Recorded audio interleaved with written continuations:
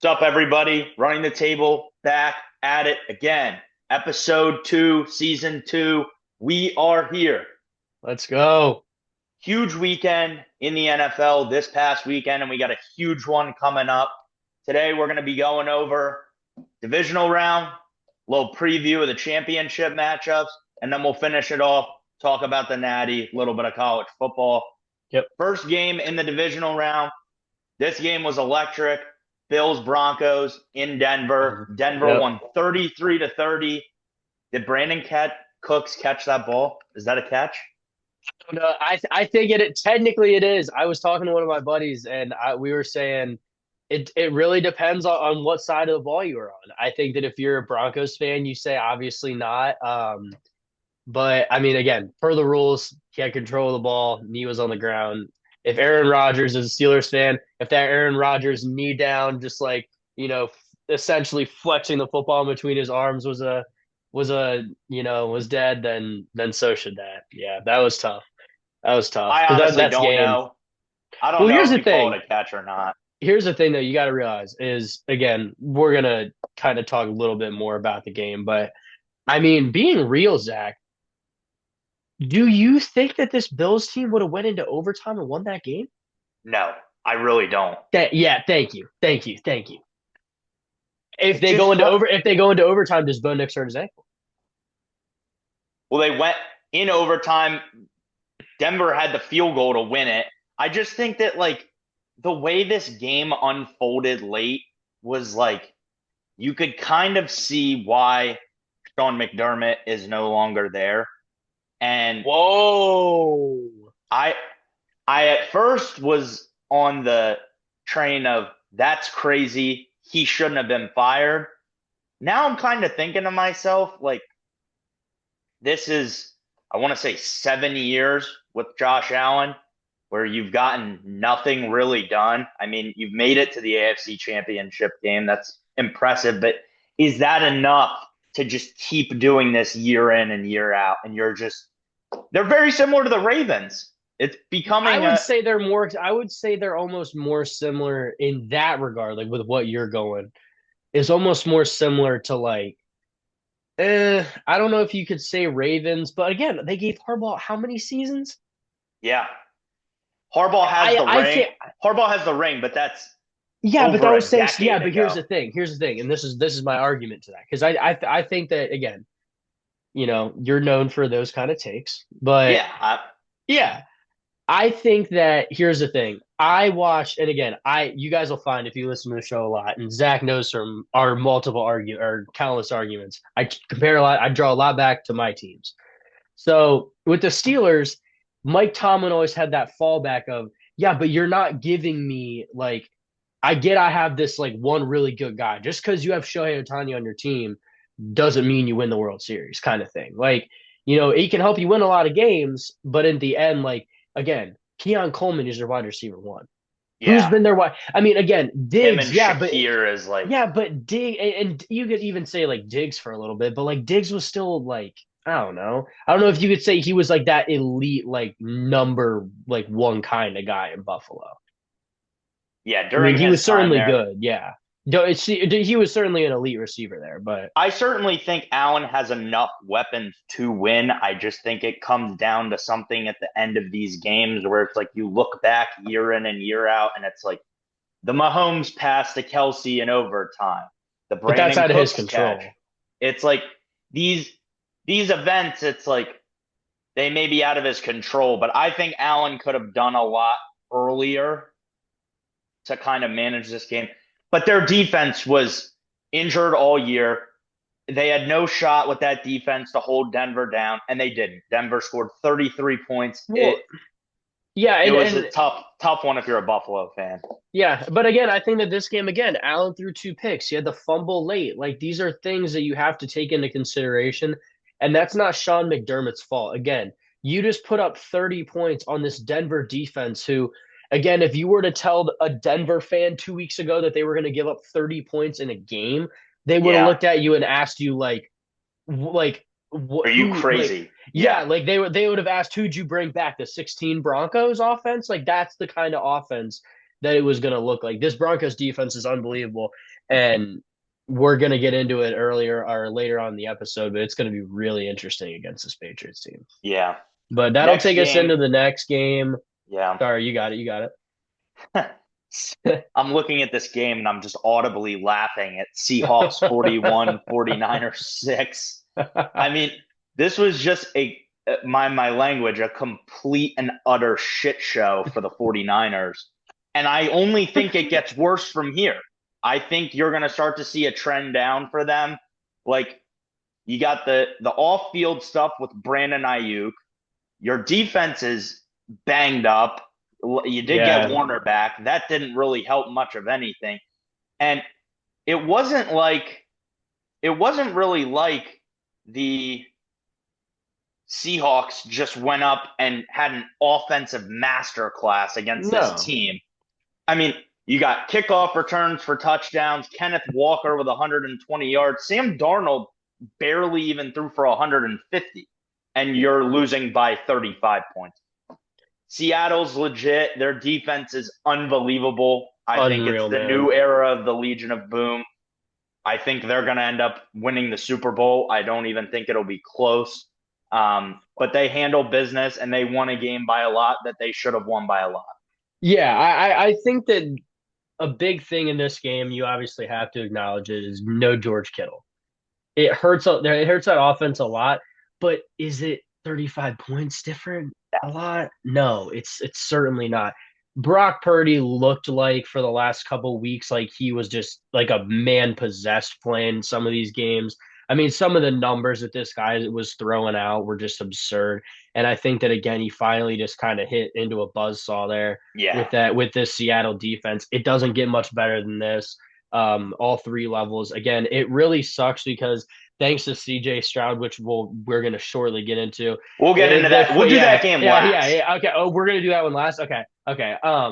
So I think that it was really unfortunate because you could have and probably were going to see a Seattle versus Texas I always want to say the Texas Texans. It's not, but no, you're getting from away from a Texans Seahawks just defensive battle. That would have been a fun Super Bowl. That would have been, but again, thanks CJ. That'll take us into the next game. Or no, we're doing that one last. Yes, yeah. I can't. I literally can't wait. I want to take this jersey off. I want to take this jersey off when we talk about this because he embarrassed the school.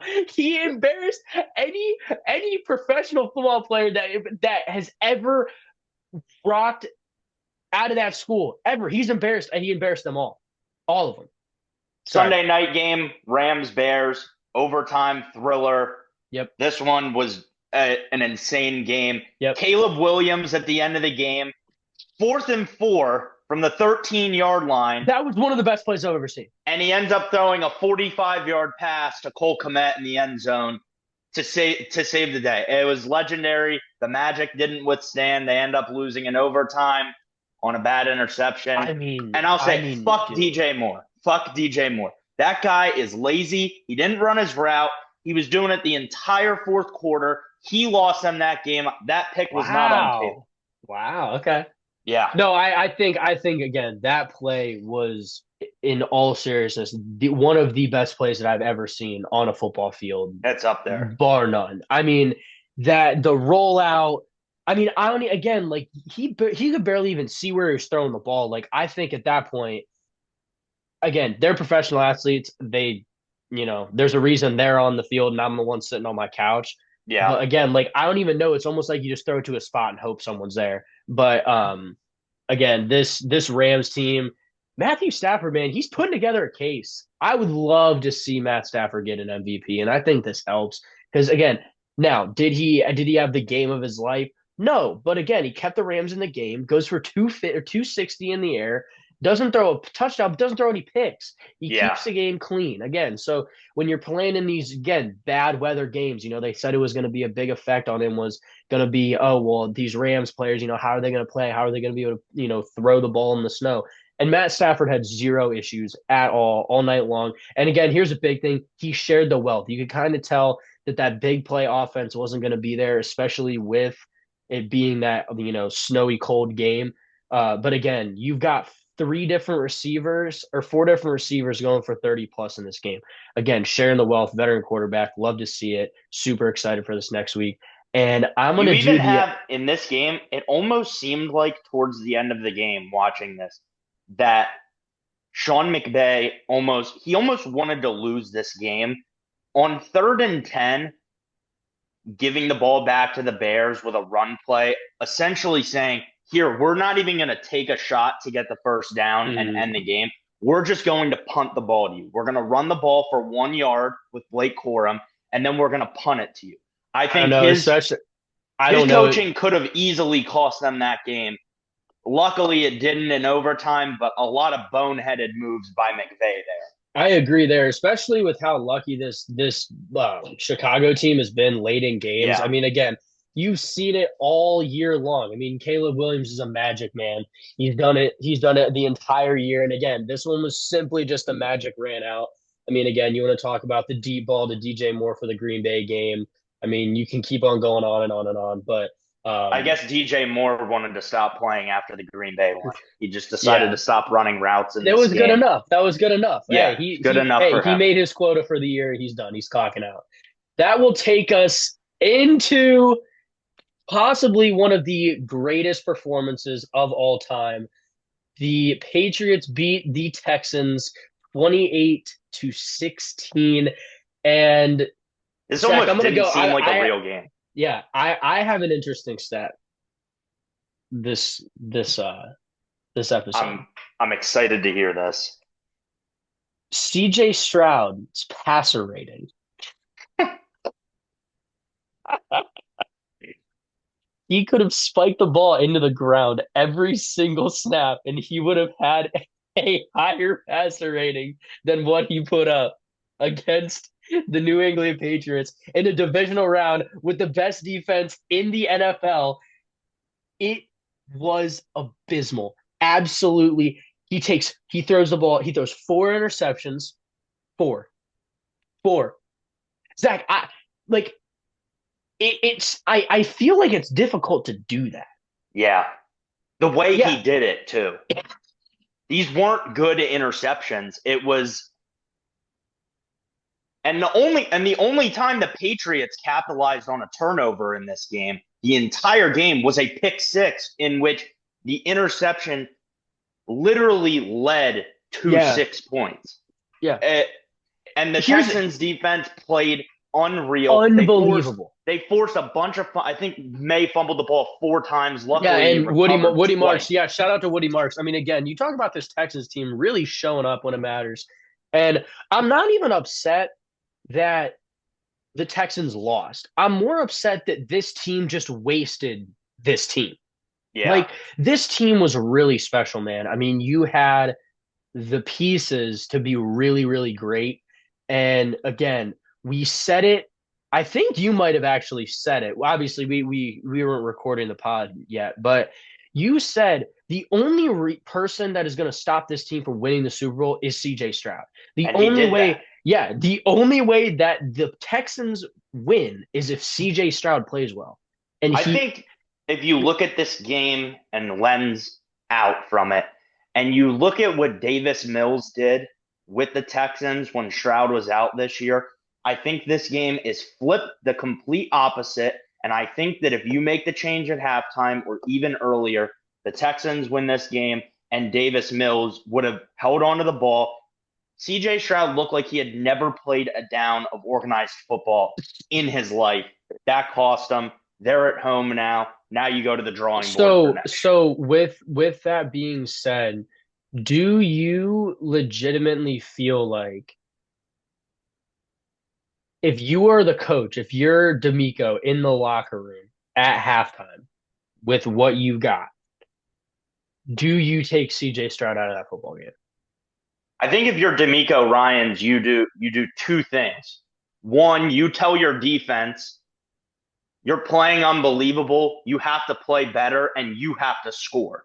It got to a point where if the Texans defense didn't score, the offense certainly wasn't.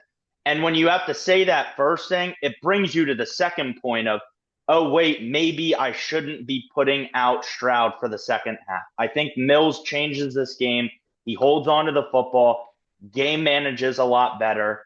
I think after CJ's contract is done, I think he's got another year left on his deal. I Yeah. think he parts ways with them immediately. I don't think that that's crazy either. Again, I think that, and you've seen a lot of these analysts, coming out and they're saying, CJ Stroud got poisoned by his first year, and it's absolutely true. I mean, again, you're talking about a guy where, I mean, coming out of Ohio State, you never really had that where, and again, I always go back to again what I know, and at Yeah. Ohio State, he never was this big personality, like big bro and people, and hey man, I've been like, it was always, now, did I go to class with guy? No, obviously, but like you didn't hear about anything like that. And so it's kind of interesting to hear some of these things because it's obvious that they're correct. Yeah. The whole thing with Caleb Williams off the field acting like CJ Stroud had a season anything like Caleb Williams' first two seasons. Like, don't get me wrong, great quarter. I mean, like good quarterback, but it was your rookie year, man. Like you got to be in the league for a little bit. There's 1 year wonders all the time. Yeah. So this one really sucks. This one really sucks. Again, I haven't talked about the Patriots we're all or much at all. Rhamondre Stevenson, 16 for 70 yards. Pretty good game with him. Drake May, again, Three just touchdowns. yeah, three touchdowns and one pick, He's got just to hold on to the football, though. I he mean, does. Yeah. I mean, these picks they're happening a lot. So again, sharing the wealth around as well, with Drake May. Um, all Yeah, right, we'll go in. any takeaways you want to talk about specifically from the divisional before we kind of head into the I mean, my championship hot weekend? take going into the divisional was I'm not a betting man, but if you were going to take something to take the Texans defense to score, unfortunately, they didn't score, but they did get three takeaways, I believe, Hmm. and forced four fumbles. Not sure what more you can ask from a defense in that regard, but I was just completely astonished with how the Texans played. I thought they were going to win that game, Yep. and they didn't. And the winner of that game has a much easier path now with no Bo Nix. We'll get into Yeah. that now. Yeah. Patriots, Broncos, 3 o'clock on Sunday, AFC Championship, Yep. 5 point spread in New England's favor. It's going to be Drake May versus Jarrett Stidham in the AFC Championship. I'll let you go first with your takeaways from this game, what you want to see, and who your pick is. Um, this game's frustrating. I was really looking forward to Bo Nix, Drake May, and again, I'm not going to get into a lot of it because I know that's where you want to go with this. Um, I'll kind of hit on what I know your second point is going to be is this Patriots team just seems to have the luck of the draw this year. That's all. I'll leave it there. You can go into the details, but I have a buddy that is a Broncos fan that can swear up and down a wall that this is going to be like plug and play Jared Stidham to the Super Bowl, Nick Foles on the Eagles. Like he is convinced. And again, I don't think that it's completely insane because again, you saw a Texans defense that I do not think that it is humanly possible to play as bad as CJ Stroud did. So I think that Jared Stidham at least is gonna not throw four picks, or at least you can hope that he's not going to throw picks. And you have to hope that this team now a fumble is whatever. I mean, like there's nothing that like you can kind of, that's an anomaly, but or not an Yeah. anomaly, um, but I think that this Broncos defense can keep this game within striking distance to where you can at least make it interesting. Now, could it be like a very demanding, like 14-3 or 17-7 win? Like, could it be something like that? Yeah, but I don't think that this defense is going to let this game get too far away. With that being said, I'm gonna go with I'm gonna go with the Patriots, but give me it real close. Like Okay. I think I'm gonna go like 17-14, something along those lines. I Okay. think that's where I want to go. I think I'm gonna go Pats. I know that it might sound crazy, but or not. It actually doesn't sound crazy at all. It sounds perfectly reasonable. They're in Yeah. Foxborough against a backup, so it's actually not crazy at all. No, I we're just in pick a Denver. favorite. This Yeah. one's in Oh, Denver. yeah. Denver is the 1 seed. Yeah, yeah, yeah. I mean, all right. My take on this game is number one, I heard Sean Payton refer to Jarrett Stidham as Stiddy. And when you hear Sean Payton refer to your backup quarterback that he signed to be there after another year, it makes me think this guy might have it. And I really think that this Patriots luck just runs out at some point. And I think you're going to hit a buzzsaw defense in the Broncos. And I think Jarrett Stidham can do enough to win you this game. If you look back in 2023 when Jarrett Stidham played for the Raiders, he threw for like 380 yards against the Niners. And I think we lost by a field goal in overtime. I Football is a weird sport. Anyone can win on any given day. And I just think this is like the magic in this year. And I think the Broncos are going to win. I'm going to go 24-20. Broncos win. I think Jarrett Stidham has an absolute game. You can come back to this Wow. after it's over. I like the Broncos here. I like this underdog spot, this injured replacement Nick Foles story. I think this is going to be an electric game. It's going to be tough for Drake May to hold on to the ball again. He's not facing much easier of a defense with Denver's. So I really think Denver is going to win this one. I think home field advantage plays a huge, huge role. And I think the number one seed Broncos go to the Super Bowl. Zach, who had a more Cinderella or is a more Cinderella football story? I want to say it's 2021, the 11-0 Steelers, or the entirety of this Patriots season. I think you just have to say the Patriots just because Wow. they beat really bad teams all year long and they even lost to really bad teams. I mean, you got to look at the Patriots and you look back and you say, "Oh, they're 14-3. They did lose to the Raiders," which I That think is crazy to say. any given week anyone can beat any team. I think it's no different and the Broncos can beat New England. I think it's going to be a fun game. I'm going to be rooting for Stiddy. Yeah. So, All right. That will take us into the NFC champ where we get Rams, Seahawks. We are going to be going back to Seattle. You get the 12th man in Seattle taking on the Rams. This one's going to be really fun. This one's going to be interesting. You're going to have two high powered, you're going to have two good offenses. You're also going to have the two best wide receivers in football on the same football field. yeah. And again, you're going to get to see this Seattle defense come against this Rams offense, which is something that I'm personally really excited to watch. Because again, you got Stafford, Devontae, Kyron Williams, you got Puka Nacua, and those four are hard to match up with. But I think if anybody can do it, it's going to be this Seahawks defense. So you're going Seahawks in this game? I'm not going Seahawks. We'll talk and then I'll give my. I'm going to just go straight to it. This is a pretty simple pick for me. I don't really care about the points in this game at all. I don't care about the spread, the talent. When you go and you look at Super Bowls, 99% of the time, it's going to be the more proven guy. In the AFC, neither is really proven. Like Drake May's having a great year, but it's 1 year. What about Stiddy? Same thing, not a proven guy. So I think you go toss up there and it could go either way.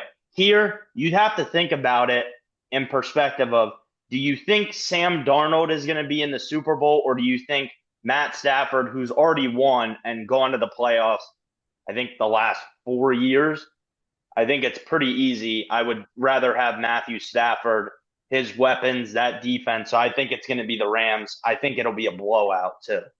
I Did you won't not even. say earlier on this episode that you thought that the Seahawks were a lock for the Super Bowl?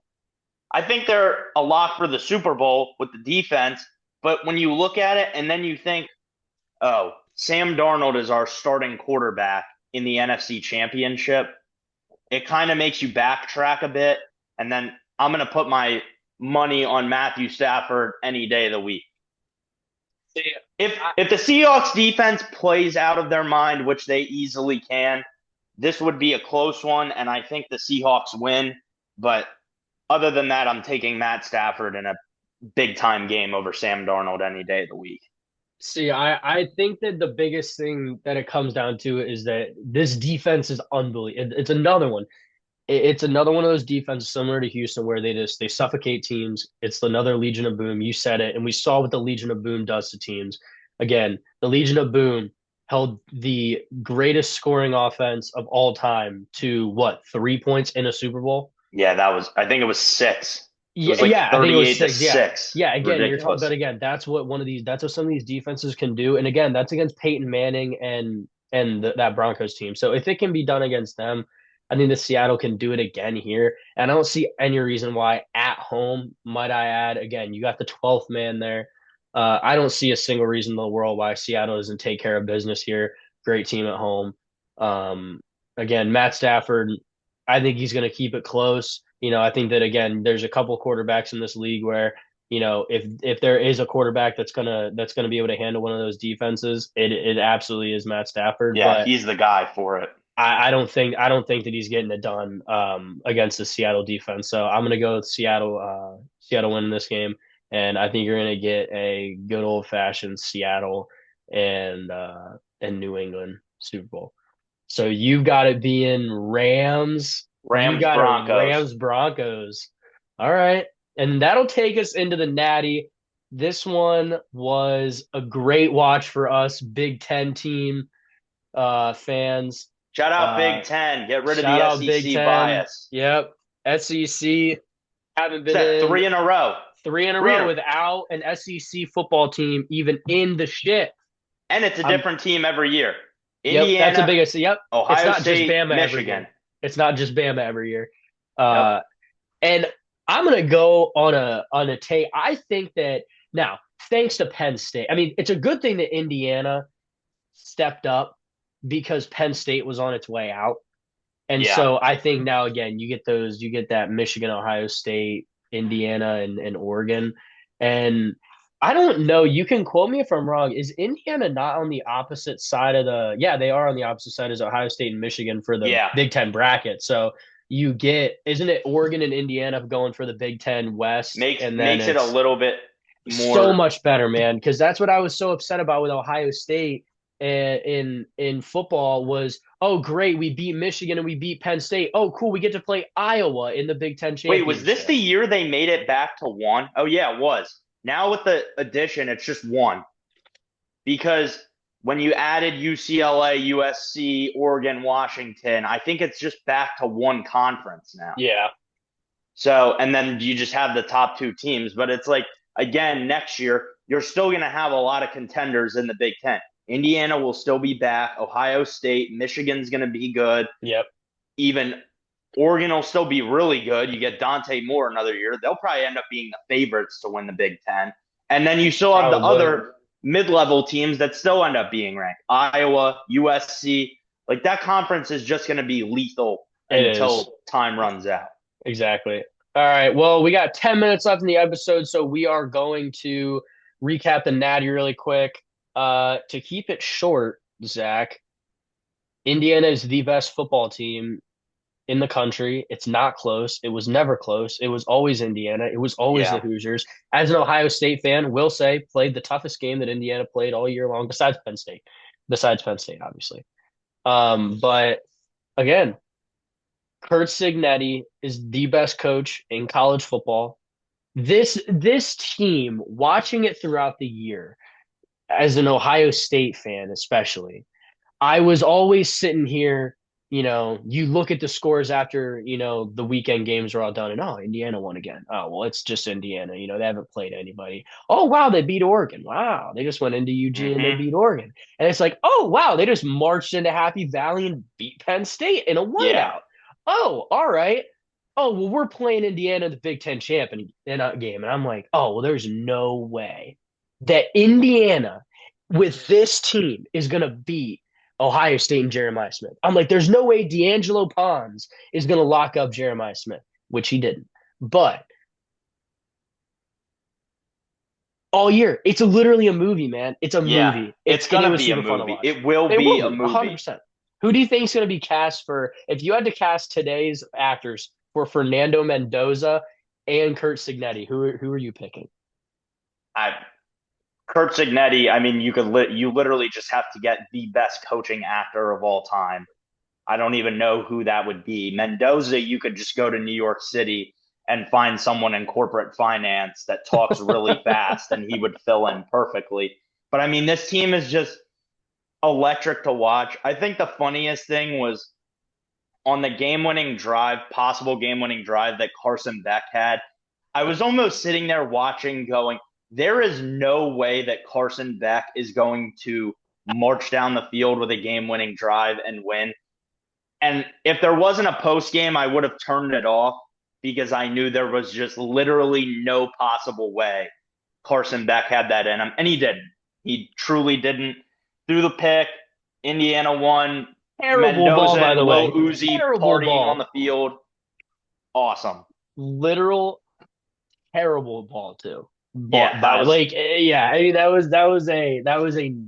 was a not very good football pass. wasn't a good With way to end it by any means. not at all because they kind of had a drive going. They kind of Yeah. got something going, and for a second there, I was sitting there thinking, "There's no way that Carson Beck is going to be the guy that beats Indiana this year. There's no Yeah. way." And he And there wasn't. was no And way. they was. Yeah, there was never a way.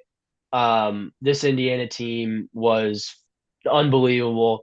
Looking at after the That fourth game, and five Mendoza run was ridiculous. that is one of the best Heisman moments that Yeah, you that can reminded think me like of. Like that was like Vince Vince Young, Young's run. Texas. Yep, Hmm. You yep, just get that was like what first thing that flashed to my mind. yep. That was But unbelievable. That was a great super season still crazy. for Miami though. Absolutely. I mean, again, I think that this is another team that's just going to go into the portal and they're going to do what a lot of these teams are doing now, which again, I think the portal's great. We can have a bunch of different episodes for these They kind of like lost Malachi discussions. Tony, right? I do Isn't not he in the know. portal? I think he I just don't entered the know. portal. I'll have I'll to let fact me. check that. Yeah, I was gonna say fact check that real quick.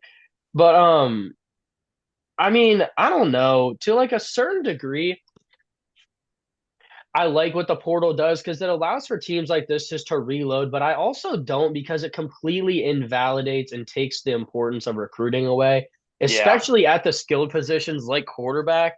Like I He think did. that He did enter the portal. he His top did. landing So spots right now are LSU and Ohio State. I would think that he's going to go to LSU, honestly, because I don't, Everyone there's wants to no, play for Lane. yeah, I mean, and again, they got money in the Bayou.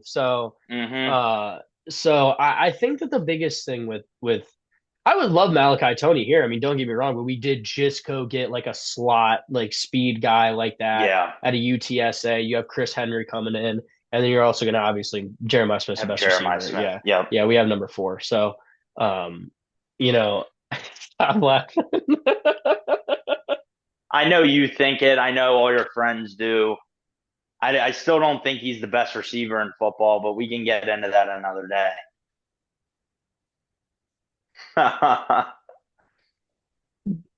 Look, to all the Ohio State fans No, watching no, out no, there, no, no, no. You're whatever argument you are going to try to throw out here in the next. Okay, listen. We have 4 minutes. We have 4 minutes until. Okay, congrats to Indiana. Huge season. Great. that Kurt was a great Ignatius to win. go. Miami. Malachi Tony gone. Sorry, sucks. Rebuild portal. It's what you guys do. It's Miami. I am I'm here. I'm here and I'm all ears. I'm going to turn the volume up, actually. I just turned up my volume so I make sure I can hear you nice and clear. So, Jeremiah Smith is not the best receiver in college football. I think that he's one of the best receivers on the planet Earth. I'd put him into the top 10 receivers on planet Earth right now. I think there's two ways to look at it of projection in the NFL and how they perform in college. Like the kid from San Jose State, I can't remember his name now, Nick Nash. He Mm-hmm. just got drafted. Last year, statistically, he was the best receiver in college football. No doubt about it. No doubt about it. Like statistically, he was the best. You're Every not trying set. to physically compare Nick Nash to Jeremiah Smith right now, No, are that's the you? point I'm trying to make is they aren't comparable. Correct. Jeremiah Smith is on another level of him. Do I think Jeremiah Smith right now is the best talent guy for college football? 100%. 100%. That's not the argument. But if I'm an NFL franchise and I'm looking to draft someone, I think there's other guys that in this class this year I would want before him. And Wide receivers? I think Carnell Tate is just as good. I really do. I Zach, I'll put it this way. I would take Jeremiah Smith 1-1 in this draft. If you No, you combine wouldn't. You would take him over Fernando Mendoza? as the Raiders, yes, yes, yes, No. a million times, yes, a million times, yes, dude. A monkey can throw him the ball and he catches it. If you have nobody to protect, again, your offensive line is the issue, Zach. It doesn't matter who's throwing the ball. Aiden O'Connell can throw a deep ball to Jeremiah Smith. Yeah, but again, you got again what's his name? Oh my God, the guy from CVCA, your wide receiver Trey Tucker, CVCA, Northeast Ohio guy, right here, represent. Yeah. Yeah, it doesn't. Fernando Mendoza or Aiden O'Connell throwing him the football does not matter. It's not. I would, but again, here's my take. Again, we're down to a minute 30. I would take Jeremiah Smith in this draft. I'll just narrow it down over any wide receiver drafted in the last 3 to 5 years. I'd take him I over any receiver that has entered the draft in the last 5 years since 2020. I think that's completely crazy. I What think it'll receivers would prove you take over him? looking back at what some guys have done in the NFL, are we including the Chase and Jefferson? Yeah. Okay, so Chase Jefferson, that's an No, easy two. no, no, no, Yeah. no, no, Um, no, dude. You're insane.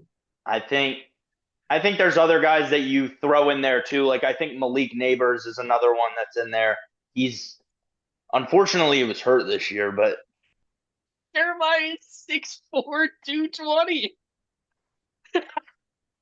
we'll have to wait and see We will. next year when he's in the NFL and he gets drafted, we'll see how he pans out. We will. We will. All right, everybody. That takes us into the end of the video. Really fun video here today. We will be recording. This video will actually get posted today, which is Thursday. We're gonna get this all wrapped up, get that out, and then we will be recording on Saturday for the Monday video. The Monday video is going to be AFC and NFC recaps, and then we are going to jump heavy into baseball